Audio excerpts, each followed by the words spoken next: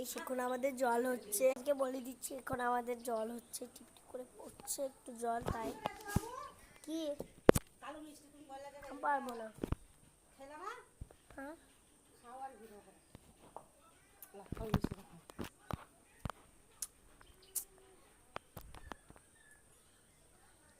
একটু দাঁড়াও, হ্যাঁ তোমরা